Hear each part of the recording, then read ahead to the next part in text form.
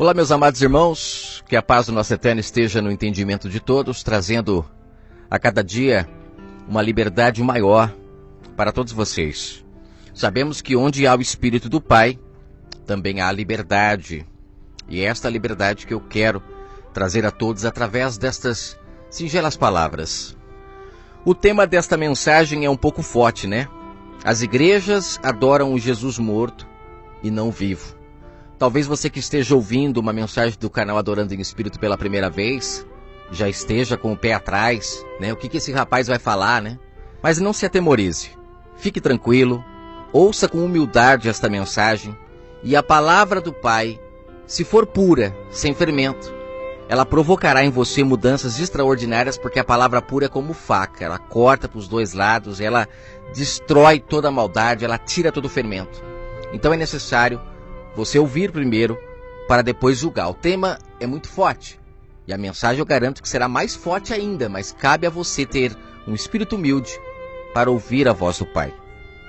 Para poder afirmar ou provar o título dessa mensagem, eu quero mostrar para você o que o Messias disse antes da sua morte, né? E o que Paulo disse depois que o Messias ressuscitou. Os dois falam a mesma coisa, só que invertido. Por que invertido? Porque enquanto o Messias estava vivo, ele estava na carne, e ele falava de um jeito aonde se completava o entendimento carnal. E Paulo, ele fala a mesma coisa, só que já com o entendimento renovado. Ele consegue absolver a mensagem do Messias e traduzir espiritualmente para nós compreendermos. Então você vai perceber que os dois falam a mesma coisa de maneira diferente, que no fim quer dizer a mesma coisa. Olha que coisa louca.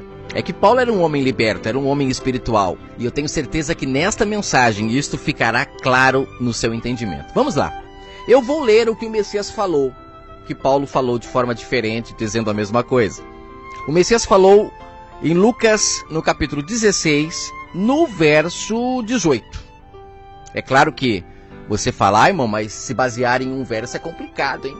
Então vamos lá. Para não basear no verso, primeiro eu vou ler o verso e eu vou fazer um resumo rápido do que ele estava falando antes, para você entender que o que ele fala no último verso parece não ter a ver nada com o que ele estava dizendo antes. E você vai entender agora como que o Messias se utilizava de parábolas o tempo todo. Ele usava exemplos físicos para mostrar o espiritual. E o sistema religioso, quando lê essas passagens, eles entendem tudo fisicamente. É por isso que eles servem ao Jesus morto. Eles servem, inclusive, não o Jesus que dava o vinho novo para o povo e que alimentava eles de forma espiritual, para que nascessem do Espírito. Eles servem ao Jesus realmente que estava cumprindo a lei, praticando obras da lei. Eles não conseguem captar do Messias o lado espiritual, eles captam só o lado físico do que ele falava. E você vai compreender isto muito nitidamente nesta mensagem. Se atente a partir de agora. Diz assim o verso 18 de Lucas 16. Qualquer que deixa sua mulher e casa com outra, adultera.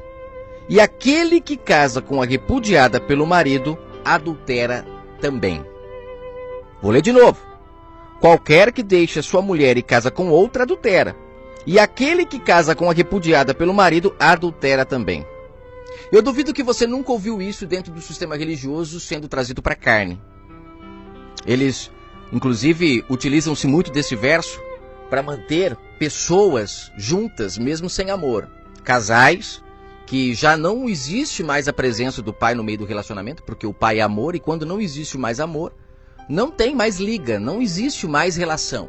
Mas o sistema, se utilizando desse verso, eles mantêm as pessoas sem amor juntas. E é claro que tudo isso faz com que essas pessoas fiquem amarradas no sistema. Elas acabam encontrando a resposta sempre no sistema. Aí a mulher fica esperando o marido se converter, o marido fica esperando a mulher se converter, sempre para o sistema religioso, o lucro é sempre para eles, né? O casal mesmo nunca tem lucro de dar fruto um para o outro, eles sempre ficam dependendo do sistema. Aí no culto ficam naquela esperança de que o marido vai ouvir uma palavra e vai mudar, e a mulher fica esperança de que o marido vai ouvir uma palavra no culto e vai mudar. E nisso eles passam a vida toda infelizes, e muitas das vezes os que têm coragem de separar, os que têm coragem de encontrar o amor, né, de viver o amor, muitos desses são criticados pelo sistema, dizem que estão em adultério, eles trazem tudo para a carne, não entendendo que o Messias falava aqui dele. Ele não fala dos casais na terra. Os casais na terra, ele disse, o que Deus uniu, o homem não separa. O que o amor une, ninguém consegue separar. Não é mulher bonita, não é dinheiro, não é doença, não é nada disso que separará um casal. A única coisa que separará um casal é a falta de Deus no relacionamento, é a falta de amor. Porque onde há amor, não tem olhos para a vizinha, não tem ambição, não tem preocupação se ficou doente ou não, porque o amor ele supera todas as dificuldades. Mas infelizmente, onde não tem amor, o primeiro espirro, a primeira falta de dinheiro fará o casamento se abalar, porque nunca foi unido por Deus, nunca foi unido pelo amor. Então é necessário separar isso, porque eu sei que tem muitas pessoas que estão escravas do sistema religioso preso nesse texto, não compreendendo o que de fato o Messias falava. Se você se atentar só para esse verso, você está frito na mão desses líderes religiosos, porque eles servem e entendem só a parte física do que o Messias falava. Eles não renovam o odre para entender o espiritual do que o Messias falava. São os Nicodemos. Os Nicodemos daquela época estão até hoje aí. Se não nascer de novo, infelizmente não entrarão no reino, serão carnais até a morte. E o Messias, ele sempre deixou claro que o Pai quer um homem espiritual para servi-lo, aquele que o adore em espírito, que compreenda o mundo espiritual. Mas infelizmente não é assim que acontece. O Nicodemos, quando o Messias falou para ele que era necessário ele nascer de novo para compreender o mundo espiritual, ele, na mesma hora, ele pensou, eu vou ter que voltar para o ventre da minha mãe para nascer de novo? E o Messias, com muita humildade e simplicidade, olha para ele, eu creio que com um olhar assim, triste, por saber que tantas pessoas seguiam aquele homem. E o Messias pôde ver que ele não sabia nada, nada, nada. Ele era totalmente carnal. Tanto é que o Messias até dá um tapa na cara dele com suas palavras quando ele diz, tu és mestre e não entende das coisas espirituais? Como é que você quer ensinar os outros, Nicodemos? Quem te consagrou mestre?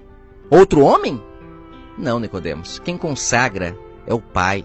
Os nascidos do Espírito nascem pela vontade dele, não é pela vontade do homem, não. Então, é necessário, gente, entendermos que o Messias sempre falava de coisas espirituais.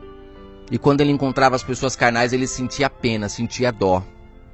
E nós temos que ter dó dessas pessoas que estão aí se dizendo mestres, ganhando a vida em cima do sacrifício do Messias, praticando tudo o que ele falava de forma física. E você vai entender agora o que ele quis dizer nesse verso 18, e depois nós vamos pegar o que Paulo falou também, para você unir e ver que eu não estou equivocado e nem errado no que eu estou falando. Ele começa o capítulo 16 de Lucas falando sobre o mordomo infiel. Eu já falei várias vezes sobre a parábola do mordomo nos áudios do canal Adorando em Espírito e também já falei muito sobre esse verso, mas nunca expliquei ele com calma. Então vamos lá. Ele começa dizendo na parábola do mordomo infiel que havia um homem que ele estava em dívida com o pai. Por quê?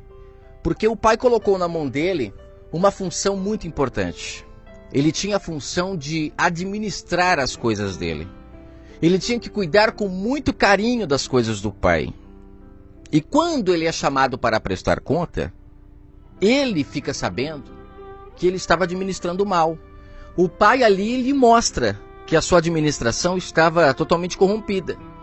E quando o Messias ele se refere ao pai ali, que chamou esse homem para prestar contas, ele estava, de certa forma, trazendo uma alusão, ou seja, trazendo à mente daqueles homens que estavam ouvindo ele, de que o Messias era esta pessoa escolhida pelo Pai para mostrar as falhas e os erros dessa administração. Aqueles homens, eles foram chamados para cuidar das ovelhas. Eles foram chamados para separar Israel para ser pura, virgem, para que quando o Messias viesse, o Messias pudesse se casar com ela. E o Pai, se você ler os livros dos profetas, o tempo todo ele tinha um carinho especial por Israel. Levantava um profeta aqui, um profeta lá, que em Marcos 12 o Messias chama de servos. Homens que o Pai enviava para endireitar o caminho de Israel. Porque Israel estava se entortando pelo caminho errado. Israel estava comendo comida imunda. Israel estava bebendo bebida forte das mãos dos lavradores. Homens que se corromperam pelo meio do caminho. Se tornaram fariseus, se tornaram hipócritas aos olhos do Pai. E essa administração, por ser tão mal feita, tão errada, tão equivocada, quando o Messias veio, ele encontrou uma Israel totalmente prostituída. Uma Israel que não dava frutos para o pai. Ele encontrou uma Israel que estavam dando frutos para os lavradores. Os lavradores estavam se beneficiando da fraqueza das pessoas, dos erros delas. E não era isso que eles tinham que fazer. Eles tinham que ensinar as pessoas a se amarem umas às outras, porque esse era o mandamento. Amai uns aos outros como eu vos amei. Amai. Só que eles não estavam fazendo isso. As pessoas erravam e elas iam para o templo pedir perdão, compravam seus cordeiros, né? Estavam totalmente carnais. Eles se preocupavam com o que entrava pela boca e não com o que saía. E o Messias deixou isso claro quando ele falou para eles, não é o que entra que contamina, mas é o que sai. Eles se preocupavam o tempo todo em não comer certos tipos de animais que a lei dizia que não podia, porque eles não entendiam que ali era uma sombra dos ensinamentos da Babilônia. A Babilônia era carnal e o pai separou Israel para ser espiritual no meio de uma geração tão corrupta e perversa como existia na época de Abraão. O pai separou o povo de Israel para ser espiritual. Mas eles não compreendiam. Trouxeram tudo para a carne. E aí deixavam de comer um monte de comida que nunca teve problema nenhum. O Messias fala, o que entra pela boca não contamina o homem, vai para o estômago e vira fezes, vira cocô. Não é isso que o pai queria dizer quando ele usou essas parábolas para vocês. Não é isso. É o que sai de vocês que contamina. Vocês comem tanta comida imunda, tanta podridão que a Babilônia oferece, e quando vão falar, só sai cocô. O cocô já não sai mais pelo buraco de baixo. Me desculpa falar, gente, mas ele sai pela boca agora. As pessoas só falam porcarias. Só tem fermento na boca, só tem veneno. E é isso que o pai não queria de Israel. E a prova disso é o que aconteceu lá em Atos 10, né? Já falei isso em outros áudios sobre Pedro, que o pai chama ele para ir pregar para os gentios, né? Lá para Cornélio. Mas Pedro nunca iria se o pai não tivesse mostrado os animais impuros sendo purificados por ele. E os ensinamentos do povo gentil eram essa podridão, este alimento imundo que eles não podiam comer. Quando o pai mostra que os animais estavam purificados, representava Pedro podendo ir agora e se misturar com os gentios. Afinal de contas, ele estava selado pela palavra pura, ele estava lavado pela palavra do Messias, nada mais o contaminaria. Ele conseguiria pisar em serpentes, ele conseguiria pisar em escorpiões, ele conseguiria beber bebida mortífera e não morrer mais, porque ele estava purificado pela palavra do verbo da vida. Palavras essas que o Messias disse, vós já estáis limpos pela palavra que eu vos tenho falado. E essa limpeza foi genuína. Ela foi profunda ao ponto de agora eles poderem ir e se misturar com os gentios sem medo de se contaminar. E você veja que ali os gentios representavam aquela comida imunda, coisa que Israel não entendia. Eles deixavam de comer um alimento que foi feito para o homem se alimentar, eles deixavam de comer aquilo, mas não deixavam de comer a comida imunda da Babilônia. Eles inverteram tudo, de uma tal forma que quando o Messias chegou, Israel estava prostituída. No livro de Oséias, Oséias mostra uma Israel já totalmente contaminada, servindo aos amantes, abandonando o verdadeiro marido. Infelizmente, o sistema religioso não fala isso para as pessoas. Tem muita gente que nem sabe que marido na Bíblia significa o Criador dos céus e da terra. E muitas das vezes eles colocam maridos como sendo o amante, para nós não entendermos que ali está se referindo ao amante. Era para ter colocado amante quando não era o Criador e marido quando fosse o Criador. Mas infelizmente eles colocaram tanto fermento, né? Igual a palavra Senhor na Bíblia. Em tudo está Senhor, Senhor, Senhor, Senhor. E você não sabe quando que eram os amantes e quando que era o Criador. Porque Israel foi ensinado a adorar vários deuses. E esses deuses, de acordo com o livro de Oséias, eles representavam os amantes de Israel. Deuses, ídolos que eles foram ensinados a buscar nos montes, nos templos, como disse o Messias à mulher samaritana. Infelizmente, as pessoas, elas não estão entendendo isso mais. E a cada dia que passa, entendem menos ainda. Porque os homens de hoje se beneficiam de toda a carnalidade que existia em Israel para manter o povo preso. E se você não nascer do Espírito, você também não compreenderá que o Pai é Espírito e importa que nós o busquemos em Espírito e em verdade. No sistema religioso, eles dizem que buscar o Pai em espírito é ir para um templo de pedra, ouvir um homem carnal, comer um pão da padaria no dia da ceia, que eles chamam de santa, e nem na própria Bíblia que eles utilizam está escrito Santa Ceia, a não ser nas epígrafes, né? Epígrafe não é a palavra. Epígrafe é o semitítulo que alguém colocou, alguém pensou ali, é santa essa ceia, e colocou santa, mas na verdade não tinha nada de santa. Foi apenas uma parábola que o Messias utilizou para os seus discípulos, que eram carnais, ainda eram muito carnais. Eles só deixaram de ser carnais quando encontraram o Messias ressuscitado. Antes disso, eles eram totalmente carnais, homens de pouca fé, precisavam ver para crer, porque o povo de Israel sempre precisou ver para crer. É por isso que eles tinham altar físico, templo físico, sacerdote físico, a pedra que apedrejava o pecado era física. É engraçado que os homens de hoje, esses líderes religiosos, eles não pegam tudo que está no Antigo Testamento carnal e traz para hoje. Eles pegam só o que beneficia eles. Por que eles não trazem as pedras também, que o povo era apedrejado lá? Por que eles não trazem para hoje para apedrejar as pessoas que pecam? É porque isso não pode, né? A lei não deixaria eles fazerem isso. Eles só pegam o que beneficia eles. O templo eles pegam.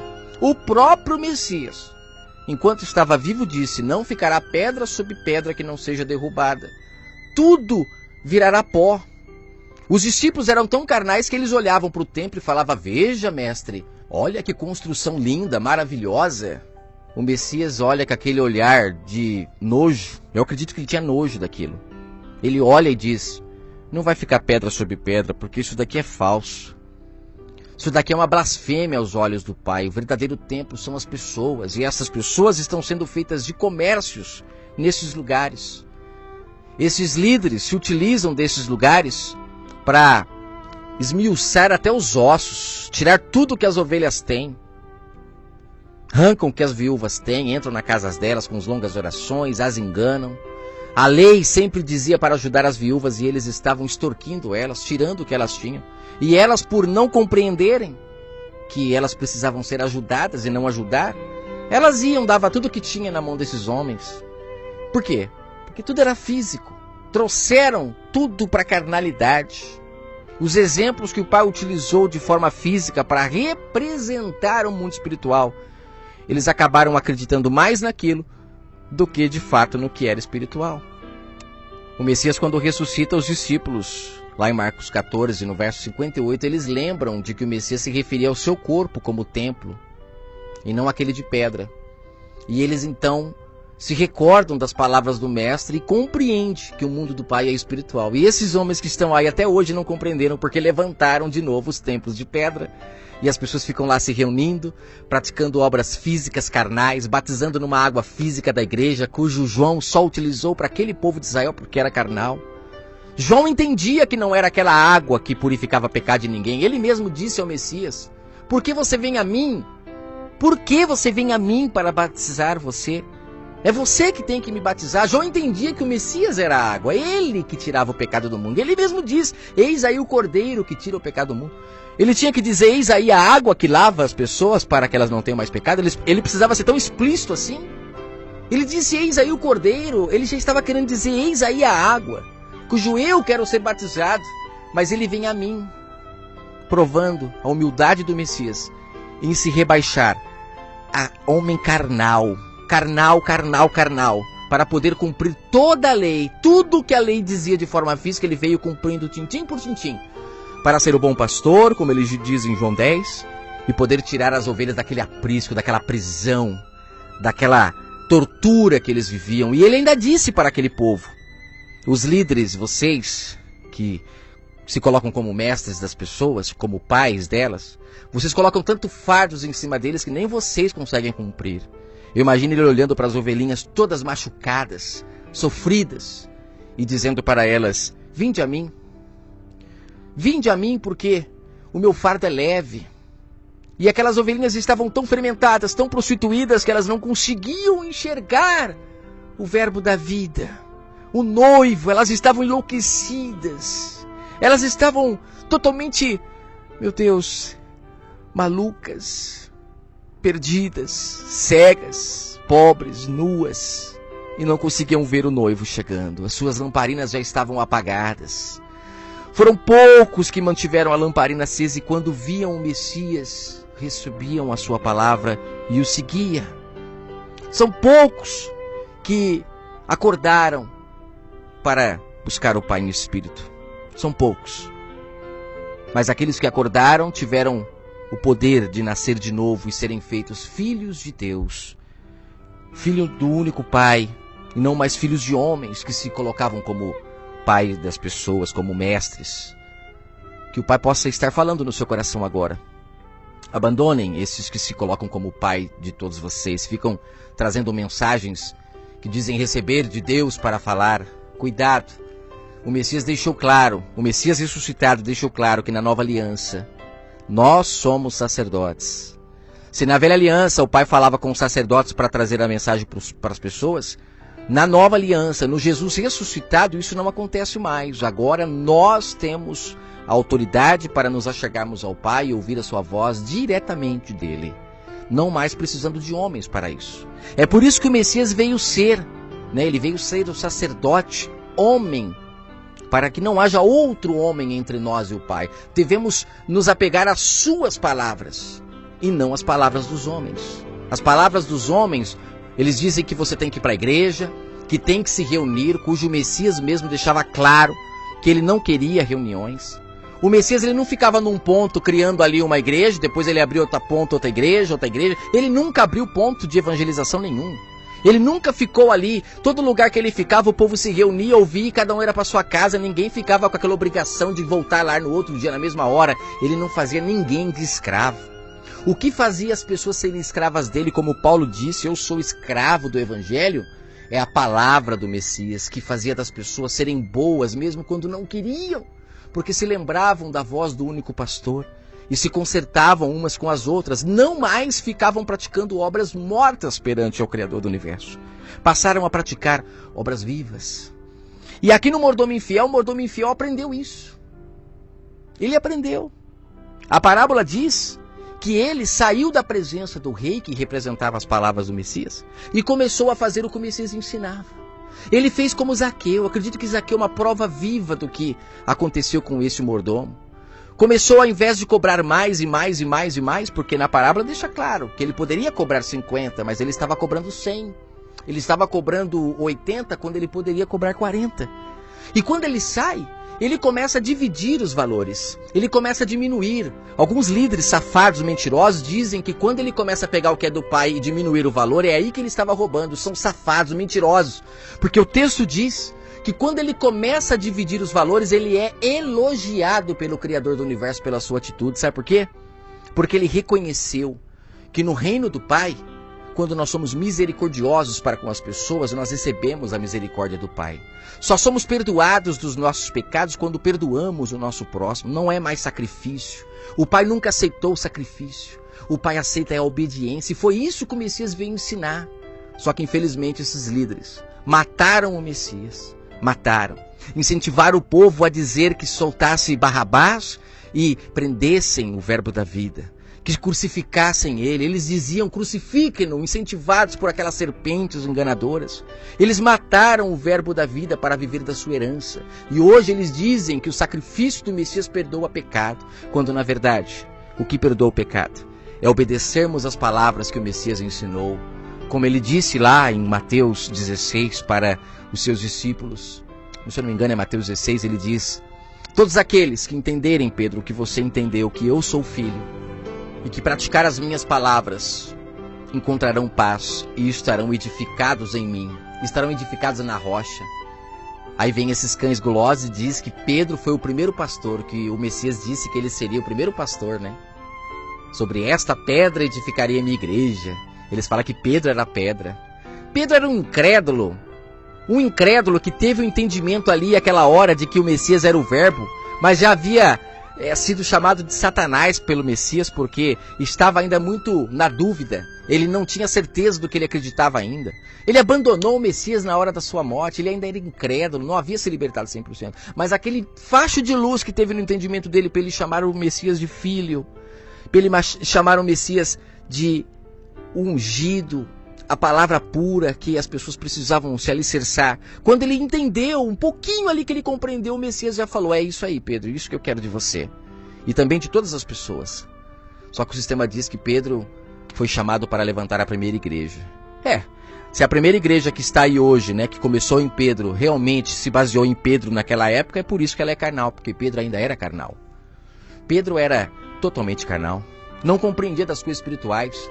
Até na ceia, antes do Messias morrer, eles tiveram que receber o pãozinho físico, o vinho físico, para compreender a morte do Messias, porque não entenderiam se o Messias explicasse de forma espiritual. Se o Messias dissesse para eles: eu serei entregue naquela cruz, se despedaçará o meu corpo, jorrará muito sangue, mas quem beber desse sangue, comer do meu corpo, porque ele dizia em várias passagens, João 9 ele diz: este pão que eu vos digo, que quem comer não terá mais fome, sou eu. É a minha carne, mas eles achavam que era carne física. Não, eram as palavras dele. Quem comer do que ele ensinou, viveria eternamente, seriam os espirituais. Este é o pão que temos que comer, suas palavras. Mas o sistema está até aí hoje, dando pãozinho para as pessoas, vinhozinho, batizando as pessoas na aguinha física. Ele disse: ide e anunciai a palavra, que era o que ele ensinava. Aí as pessoas chamam as outras para vir e ouvir o líder da igreja para ensinar o que os fariseus ensinavam. Porque eles continuam orando em pé nas igrejas até hoje. Eles continuam nas esquinas fazendo seus cultos para chamar a atenção das pessoas, se prostituindo aos olhos de todo mundo. Porque a noiva, ela não pode se prostituir. Ela tem que ter uma relação íntima com o Pai, como o Messias disse, é no quarto, no íntimo de todo mundo. Não é para ninguém ver, e quando a gente mostra para as pessoas que estamos tendo uma relação com o Pai, estamos nos prostituindo, e é isso que a Babilônia faz. Então aqui nesta parábola do mordomo, o mordomo agiu perfeitamente, começou a entender que o reino do Pai é Espírito e começou a amar o próximo como a ele mesmo. Já não cobrava mais as pessoas 100 se ele podia cobrar 50. Afinal de contas, nada era dele, ele era só administrador, assim como nós. Tudo que nós temos, nada é nosso, só administramos. E tem gente milionária vendendo para as pessoas aquilo que não é dela, cobrando valores absurdos. Mas aqui o Messias está falando com os líderes religiosos. Mas é claro que cabe a todos nós, porque todos nós administramos as coisas do Pai. Tudo que nós temos, a roupa que vestimos, tudo que nós temos é dele. Nada é nosso, nós só confeccionamos, nós só damos forma. E depois queremos ficar milionários em cima das pessoas, impedindo muitos de terem aquilo que o Pai deu de graça. Mas o mordomo, ele entendeu. Verso 8, e louvou o Senhor, o injusto mordomo, por haver procedido prudentemente. E ele fala que os filhos das trevas são mais prudentes do que os filhos da luz. Provavelmente esse mordomo, ele era filho das trevas, né? Não tinha um conhecimento. Ele era lá o bom samaritano, que não fazia parte do sistema religioso. Ele vivia a vida dele de boa, era chamado de impuro, né, pelos líderes, pessoas que eles não podiam se contaminar. Assim como o sistema faz hoje com o mundo, eles chamam de eles a igreja e o povo é o mundo. É a mesma coisa que acontecia na época que eles fazem hoje. Eles separam já o trigo do joio. O mundo é o joio e a igreja é o trigo. Uma blasfêmia, porque está escrito que quem vai separar são os anjos. Esses homens já se dizem anjos e separam agora. Antecipam o que vai acontecer só no fim. Eles já querem hoje se dizer trigo, né? O que o povo de Israel fazia naquela época. Aí considerava os outros imundos. Aí quando vem o Messias e conta a parábola do bom samaritano, ele dá uma rasteira naqueles líderes tão grande. Porque os líderes puderam perceber que aquele rapaz que tinha trevas no entendimento, porque não compreendia a lei, não estudava a lei, não praticava cultos religiosos, tradições, não ficava naqueles rituais intermináveis, quando vê uma pessoa necessitada, ele age como um mordomo infiel agiu. Não exigiu dela nada, ele só foi lá e cobriu, curou, levou para o hospital, pagou a dívida e foi embora. Fez sem querer recompensas. E para isso a recompensa vem do Pai, mas para aqueles que fazem querendo recompensa, esses não terão recompensa nenhuma a não ser as dos homens. Mas muitos nem fazem, porque são ensinados por esses sacerdotes, por esses levitas, por esses homens que estão aí enganando as pessoas, que se elas derem no templo, estarão fazendo a Deus. Nada mudou. As pessoas estão pegando seu dízimo, suas ofertas e dando para esses homens bancar suas contas, seus carrões, seus aluguéis. né? As pessoas estão bancando eles, enquanto às vezes tem gente na família precisando de ajuda e a pessoa não dá. Porque eles disseram que se fizer para o templo, o pai recebe e ela vai ser abençoada. E aí ela dá tudo para eles, acreditando que depois o pai vai vir num passe de mágica e vai abençoar ela. E muitos até são abençoados. Afinal de contas, mantém o templo do anticristo, mantém essas pessoas que negam o Messias, praticando obras da carne o tempo todo, acabam recebendo, porque está escrito que o diabo ofereceu riquezas ao Messias, se ele se prostrasse a ele. O anticristo, quem se prostra às mensagens contrárias do Messias, até recebem riqueza nessa terra. Mas não se engane, o verdadeiro Messias disse para não acumularmos riquezas aqui. Ele disse para acumularmos riquezas no céu, não aqui. Perceba como o povo está enganado na mão desses homens. E aí quando ele chega aqui, no último verso, depois você lê a parábola toda, ele dizer que os líderes eram avarentos, estavam servindo a Mamon e não a Deus, porque estavam preocupados mais com o resultado do que faziam e não com o que faziam. É como uma pessoa que vai vender um produto para outra. Já é errado vender, né? Mas vivemos num mundo totalmente, né, mercenário. A pessoa vai vender, ela não pensa na felicidade da pessoa que está comprando, ela pensa no dinheiro que a pessoa está dando para ela. E aí ela tenta cobrar o mais caro possível da pessoa, servindo a Mamon. Porque quando se serve a Deus, você pensa na felicidade da pessoa que está pegando aquele produto. E você faz de tudo para ela poder ter. Coisa que hoje em dia as pessoas estão fazendo de tudo para ela não ter. Se ela não pagar o que vale, ela não recebe. Olha que lamentável saber que as pessoas estão parecidas com aqueles homens maus e não com o Messias, o Cordeiro puro, né? Que fazia de tudo para as pessoas poderem ter o que era de graça para elas. Quer cobrar hoje? Afinal de contas, vivemos num mundo muito um mundo muito carnal, né? O dinheiro virou o Deus das pessoas. Quer cobrar, mas quando você se encontra com o verbo da vida, você faz como Zaqueu. Você começa a diminuir o valor. Você devolve o que roubou. Quando você encontra o verbo da vida, você faz como um mordomo infiel. Me desculpa, eu estava cobrando 100, mas eu vou te cobrar 50. Eu encontrei o verbo da vida e eu preciso agir de forma honesta para não ser naquele dia infiel perante o Pai. Não ser mandado embora da minha mordomia. Eu não quero virar mendigo, porque mendigo vive das migalhas, vivem das sobras, né? Ele preferiu, esse mordomo, ele preferiu dividir o valor para ser aceito pelas pessoas do que virar mendigo. Eu não quero falar aqui sobre esse mendigo agora, senão vai estender muito.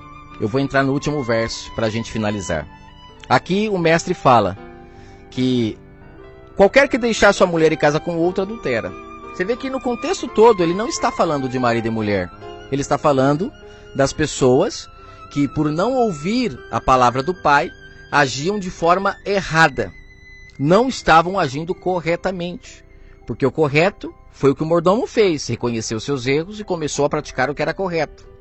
Só que o texto diz que aqueles homens eram avarentos, eram mercenários. Eles riam dele, zombavam dele. Então quando o Messias fala aqui do marido e da mulher, ele está falando justamente daquele povo. Aquele povo foi chamado para ser a mulher, a noiva. Só que ela estava corrompida porque ela não estava praticando a lei do Pai. Porque a lei do Pai é amarás o teu próximo como a ti mesmo. Não faça para o próximo o que você não quer para você. E aqueles homens não estavam preocupados com o próximo, não. Eles estavam preocupados era com eles. Eles estavam preocupados em serem reconhecidos pelas pessoas como homens de Deus. E através disso, eles se beneficiavam da lei, se beneficiavam de tudo o que o Pai deu, não para eles se beneficiar. O Pai deu para eles administrarem. Perceba como é profundo isso. E quando o Messias fala aqui da mulher, ele está falando justamente de Israel. Ele tacou na cara daqueles homens que eles estavam prostitutos aos olhos do Pai. E não estavam querendo mudar.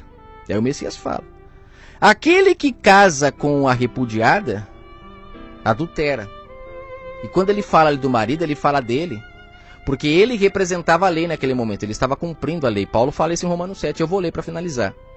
Aqui ele está falando dele antes do madeiro. Ainda é lei. Ele era lei naquele momento. Quando ele diz está consumado no madeiro, é que acaba a lei. Ele põe fim ao marido lei. Paulo fala isso em Romanos 7. Mas até aquele momento que ele estava falando aqui em Lucas 16, ele ainda era lei. Ele era a autoridade naquele momento. Aqueles homens não percebiam porque o plano do Pai era secreto. O Messias estava cumprindo tudo da forma correta. Aqueles homens foram pegos como ladrão da noite, como diz o texto, né? Foram pegos como ladrão da noite. Sem perceber, perderam a administração. Sem perceber, a administração deles foi passada para outros. Os nascidos do Espírito já não estavam mais na mão deles. Eles não conseguiam perceber. E o Messias aqui deixou claro, através de uma parábola. Aqui não é físico, gente, é espiritual. Ele fala, olha, eu não posso me casar com outra ainda, porque afinal de contas, como ele diz aqui, ó, qualquer que deixe sua mulher e casa com outra, adultera. Eu não posso ainda, porque a lei ainda vigora, eu estou vivo. Mas a partir do momento que vocês me matarem, eu estarei livre para se casar com outra.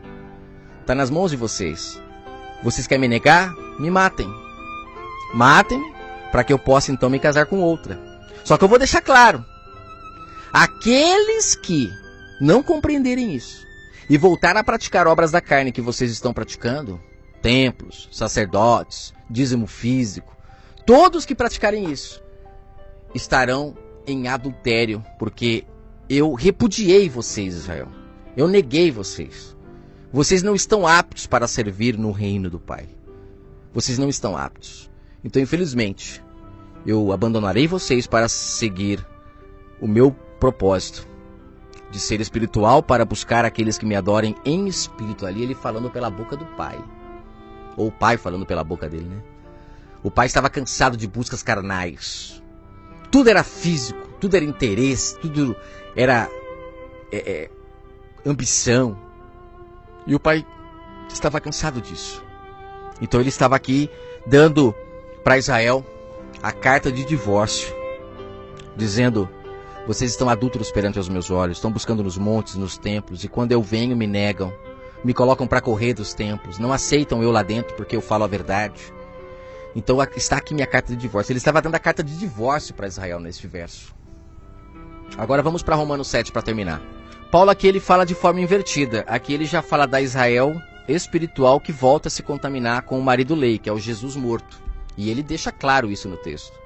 Começa assim: não sabeis vós, irmãos, pois que falo aos que sabem da lei, que a lei tem domínio sobre o homem por tempo que ele vive. Porque a mulher que está sujeita ao marido, enquanto ele viver, ela está ligada a ele pela lei. Mas morto o marido, ela está livre da lei do marido.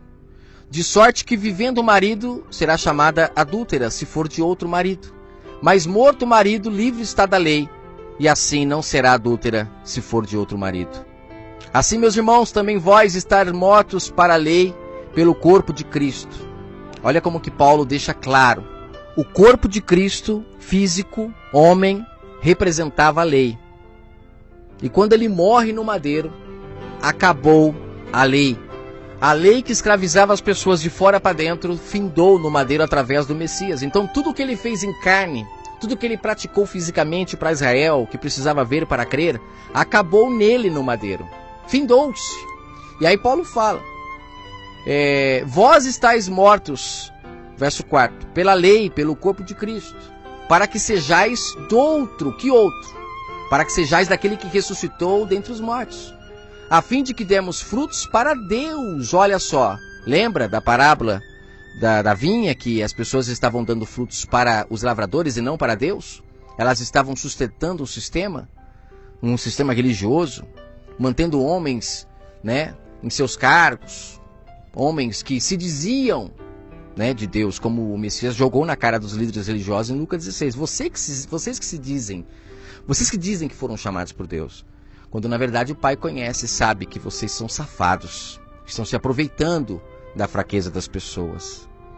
A pessoa está passando um momento difícil e vocês ainda fazem 7 semanas de corrente para ela vir e ter a cura dela, ter a libertação dela, na verdade, mantém a pessoa escrava de vocês, depois escravizam elas com teorias conspiratórias sobre o diabo, dizendo que agora se sair vai para o inferno, e as pessoas ficam escravas de vocês, entram no túmulo, né? Morrem para a vida aqui fora e ficam dando lucro só para vocês aí dentro. Não tem mais final de semana com a família, com os filhos, vivem enfurnados aí dentro. Mulheres que estão infelizes nos casamentos porque os maridos não saem da igreja. Ou o marido que está infeliz com a mulher porque a mulher não sai da igreja, fica servindo esses líderes, esses homens que se colocam como ídolos, né? São verdadeiros ídolos esses homens das pessoas.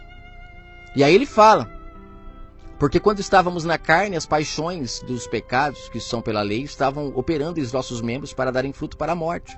O que era dar fruto para a morte? O Messias falava o tempo todo. A pessoa, em vez de se consertar com o outro e dar fruto para o outro, né? Reconciliar, como ele disse lá em Marcos 12, se reconciliar. O que elas faziam? Elas iam para o templo, comprar o cordeiro, matavam um animalzinho inocente. Isaías denuncia isso em Isaías 66, falando que isso é blasfêmia aos olhos do Pai. Quem mata um animal é como matar uma pessoa, e o Pai falou que vão prestar conta todos que fazem isso. Mas infelizmente as pessoas estavam enganadas. E hoje eles utilizam a mesma coisa, dizendo que o sacrifício do Messias perdoa as pessoas, enganando elas. Quando na verdade o que perdoa as pessoas é obedecer o que o Messias ensinou. Senão não tem como ter redenção. O próprio Paulo falou, Cristo em vós é a esperança da glória. Que glória? A glória do mundo que está caído, sofrendo, gemendo. Porque as pessoas ficam dando lucros para esse sistema, para esses homens se enriquecerem. Imagine quantos milhões ou bilhões é gasto por mês para sustentar esse sistema religioso, com rádio, TV, aluguel, salário de pastor. Todo o dinheiro que poderia ser dado para os pobres, para os órfãos, para as viúvas, para os necessitados. Eles pegam tudo para eles. E o pior, se utilizando de uma lei morta, né? Porque eles adoram pegar a parte que o Messias fala, que as pessoas dão dízimo do cominho e da hortelã. Eles adoram pegar essa parte, mas não falam que as pessoas não fazem o que é para fazer, que é amar o próximo. O Messias deixou claro, mas ele falou isso para aquelas pessoas, para Israel, morta no espírito, física. Ele precisava falar de forma física, mas mesmo assim ele ainda abriu a mente espiritual, que o verdadeiro dízimo é o amor ao próximo. Era ajudar as pessoas umas às outras, mas eles não faziam isso. O templo estava lindo, maravilhoso, pedras maravilhosas, mas as pessoas estavam passando fome pelas ruas. O verdadeiro templo estava faminto. E muitas das vezes hoje você sustenta uma igreja com seu dízimo, com sua oferta. E um parente seu, um amigo, está precisando de dinheiro para pagar o aluguel da casa, está precisando de um prato de comida e você segura para levar para os líderes, praticando obras que geram frutos para sua própria morte, morte espiritual. Mas agora estamos livres da lei. Olha só, quem que é livre da lei? É aquele que não serve mais o Jesus morto. Não pratica mais o que ele ensinou. Morremos para aquilo que estávamos retidos, praticando tantas coisas, tentando encontrar a salvação, né? É mais ou menos o que aconteceu na Torre de Babel, que para mim a Torre de Babel é uma sombra do que se virou Israel. Tentaram com tantas obras, com tantas práticas, tentar se chegar a Deus, mas infelizmente, quando veio o Messias ver o que estava acontecendo, derrubou tudo aquilo abaixo. Caiu tudo, quebrou tudo, e as pessoas saíram tudo confusa, tudo perdida. E agora, o que faremos? Aí vem o Messias em Atos 2 e batiza as pessoas na verdadeira palavra, a língua de fogo, para que as pessoas pudessem falar no espírito uma das outras e elas compreendessem. A voz do bom pastor agora chamaria as verdadeiras ovelhas para ir para o reino espiritual. Mas esses homens se levantaram, a besta ressurgiu, aquela que era adorada lá no Antigo Testamento, que os profetas denunciam que era adorada nos montes, nos templos. Essa besta que o Messias veio e feriu na cabeça, ela se levantou e o mundo inteiro a adora. Hoje, como que eles adoram? Servindo o Filho e não o Pai. Eles buscam o Filho, toda oração termina em nome do Filho, quando na verdade o Messias disse na oração dele que é o Pai nosso que estás no céu que tem o nome santificado, não é o Filho que tem o nome santificado. O próprio Filho levava o povo para o Pai, mas infelizmente as pessoas estão sendo ensinadas a adorar o Filho. Ainda bem que trocaram o nome dele, colocaram um nome agora romano, né? Não utilizam o nome dele verdadeiro, porque se utilizassem, a condenação seria maior ainda. Mas agora eles inventaram outro. Colocaram outro ídolo, como Paulo fala em 2 Tessalonicenses no capítulo 2. Colocaram outro ídolo agora na mente das pessoas no templo do Pai. E as pessoas servem a este ídolo, se esquecendo de que o nome santo é do Pai e não do Filho. Aí ele finaliza, que sirvamos em novidade de espírito a partir de agora. Quem busca o verdadeiro Messias, que é espírito, não busca o Messias que é carnal. Não busca. Porque as pessoas não vivem mais na velhice da letra. Ou seja, tudo aquilo, o Torá, que o pessoal adora reverenciar, tudo aquilo virou velhice. Acabou. O povo ainda fica se matando lendo esse livro, quando na verdade esse livro virou museu. Virou letra velha. Serve só para entendermos a sombra do mundo espiritual. Que hoje o dízimo é a palavra do Pai, que rega a plantação que somos nós, e nós damos frutos uns para os outros, passamos a dar fruto agora para a vida eterna. E os devoradores, migradores, gafanhotos são esses líderes, esses homens que ficam tentando tirar a verdade do Pai, tentando fazer a gente não entender que nós somos o templo e que temos que alimentar uns aos outros e não ficar alimentando eles. Eles ficam ali igual o gafanhoto devorador, mas o Pai fala que aqueles que repartirem a sua palavra uns com os outros, que alimentar o pobre, o órfão, a viúva, né? Que é a palavra do Pai, de fazer as pessoas deixarem de ser viúvos no espírito e buscarem um verdadeiro marido. Aqueles que entenderem que o Pai, Ele é único, não existe outros pais. Quando começarmos a divulgar isto, os devoradores, migradores, gafanhotos perderão o seu poder. E só bastará para eles o que está escrito no livro de Apocalipse, no capítulo 17, 18. Só vai bastar para eles se lamentar, chorar. Os mercadores da fé perderão a sua regalia. Apenas assistirão a Babilônia caindo e não podendo mais fazer ninguém de comércio, porque as pessoas começarão a se ajudar umas às outras. E aí sim Cristo volta de forma verídica e verdadeira. Esses homens não proibirão mais porque é profecia, acontecerá. E aí o mundo passará a parar de gemer, de sofrer e encontrará a verdadeira paz. Cristo, ou seja, o verbo, a palavra do Pai, será formado nas pessoas e elas passarão a ter caráter, honestidade. Elas passarão a ter domínio próprio, bondade, longanimidade, que são os frutos do Espírito, passarão a ser espirituais. Não precisarão de leis para reger o mundo. Parece algo muito difícil de acontecer, né, gente? Mas creia, porque é profético. E se começou a acontecer agora a libertação de muitos, é porque isto acontecerá. Porque está escrito, quando está escrito que o Messias viria como ladrão da noite, está escrito que quando as pessoas começassem a ver a redenção, é porque estava próxima de verdade de acontecer. Tudo isso que eu estou falando está próximo de acontecer. Começamos a ver a figueira dar fruto. Está escrito também que quando começássemos a ver a figueira dar fruto, era para nós ficarmos atentos, porque a volta do Messias estava próxima de verdade. E estamos vendo as figueiras dando fruto, muitos irmãos por aí dando fruto um para o outro. Tem gente achando que é um fruto lá em Israel, né, que vai nascer. Ai, gente, quanta carnalidade. Que o Pai possa abrir a tua mente espiritual, fique com o eterno Criador e que Ele possa abençoar a sua vida. Sirva o Messias ressuscitado, o outro, que Paulo fala em Romanos 7. Não sirvam o Messias lei, porque este findou no madeiro de uma vez por todas. Não coma do que ele ensinou lá no Antigo Testamento, porque você estará tocando em cadáveres. E para o Pai, quem toca em cadáver é imundo. Você precisa comer do Espírito, do Messias espiritual. Você não vê em nenhum momento Paulo cobrando dízimo na Nova Aliança.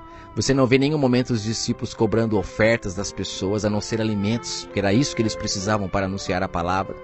Não abusavam de ninguém. Você vê os discípulos livres de toda a carnalidade. Isto prova que eles seguem o Messias espiritual. Mas esses que estão aqui hoje seguem o Messias carne.